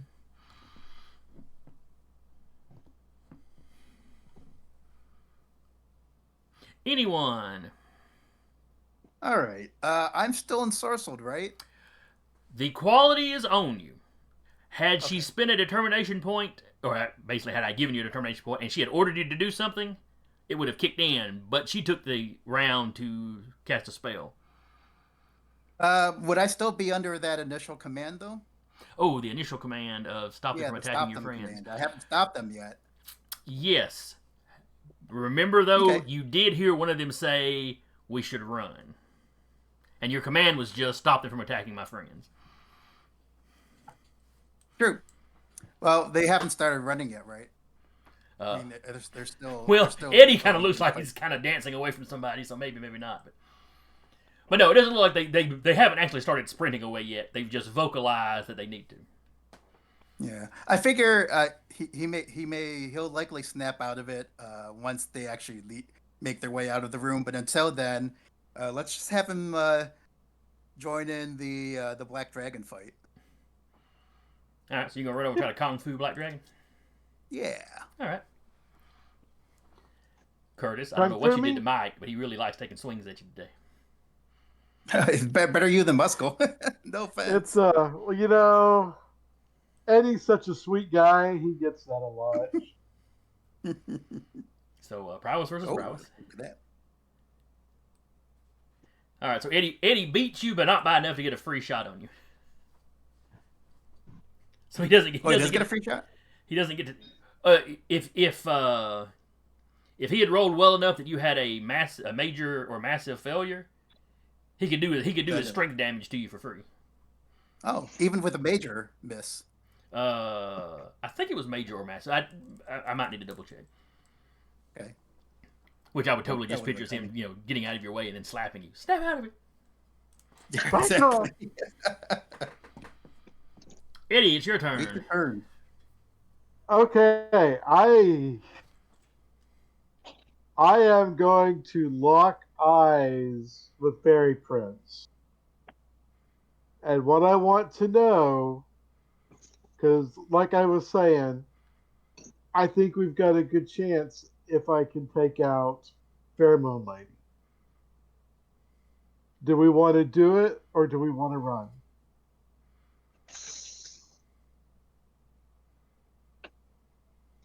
I've only got 1 stamina left. I've got regeneration and stuff that'll slowly kick in. But they're not likely to kill me. Eddie? But they are kind Heads or of kicking our tails? butts. Heads. Tails. We run. We run. All right. So what are you doing, Eddie? I don't guess I need to grab Fairy Prince. I am going to leap out the window. Now, are you gonna leap out the window at the front or the big hole that's been blown in the back of the room? I'll go. You're on the ground floor, so there's no drop or anything. Yeah, I'm going to go for the window out the front. Okay. I don't want to go deeper into the hotel. I'm just going to get out. Well, this is the motel, so either side of your room opens up into like front parking lot or back gotcha. parking lot. Back parking lot then, wherever our van is. which is probably a back parking lot. That makes sense. So you're heading back there to the van. All right. You are out of the room. No problem. Hellfire 99. A.K.A. the pheromone chick, as y'all are calling her. Though that's not what's going on here exactly. All right. So, Della Montoya DeFay. Eddie's gone. If we run, we know who some of these people are. We can target them one at a time and take them out rather than as getting our butts kicked by being gained on. We choose to fight, not them. Okay. Well, we are right at our time limit. So what I'm going to suggest we do here, I know Muskell said he was going to hold them off. But if everybody's in agreement that you are trying to escape at this point. Yeah, and I'll spend my last determination point to shake off the ensorcelment. Yeah, it's fine. And the team is actually leaving at the time, so you'd be kind of fulfilling your compulsion anyway. It's true. Because it's not like you don't think of them as your friends. You just have to stop from hurting your new booze friends. That's all. That's right. So if nobody's intending to stay behind and go down like Butch Cassidy and the Sundance Kid, we will cut here with everybody scrambling out of the room. And next session we'll start up with them hunting you through the streets of New York.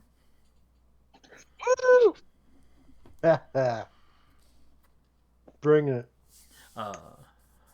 So you have 2 weeks to be thinking of strategies of as you run or drive through New York City of how to avoid a bunch of superpowered people. Or how to draw the attention of other superpowered people. So we can take them out one at a time. Right. Just, you can be thinking about that over the next 2 weeks. So, hope y'all had fun. I enjoyed today, all right? Yeah, it was a blast. I didn't bother with the map because I didn't know when the fight started. I didn't know if y'all would end up staying in the hotel, if it would become a moving fight through the city, which is kind of what next session is going to start off as anyway. Yeah. But I think Jason just likes kicking our butts. Well, he's good at it. I was really worried with this. I'm here to finish this fight in the room. This is one of those when I'm looking at y'all's stats and looking at their stats. I'm like, it's really up to the dice gods. It could go really bad for either side, or it could be one of them just stand there and slug each other. Boom, boom, boom. And they dropped one of you dropped one of them. Another one of them is messed up. Another one of them's, somewhat messed up. But I'm running around with more determination than I've ever had on this character. I just want to spend it punching people. But anyway, I hope anybody that comes by and checks us out later enjoyed it. Hope you'll show up in 2 weeks. At least I think we'll be back in 2 weeks. 'Tis the holiday season. Fingers crossed. I should probably check. All right, so it's the 26th today. So the next game should be on the 10th. No, it's not a holiday, so unless we have people out traveling. My schedule should be free. All right. I won't be traveling till the next. Yeah. Through the holidays, it's, which we won't have a Christmas session anyways. No. Oh yeah. Is Christmas on Sunday this year? It's Christmas Eve. Is a game day. Well, that's not Christmas, Curtis. Where's your dedication? All right, then. So we will sign off here. Again, I was your GM for the day, Jason. And with me was Curtis, a.k.a. the Black Dragon. Laters. Mike, a.k.a. Anyone. Good day, everyone. Zach, a.k.a. the Fairy Prince. Thank you so much for watching. And Taylor, a.k.a. Muskell the Muscle. See ya. And we will see y'all next time.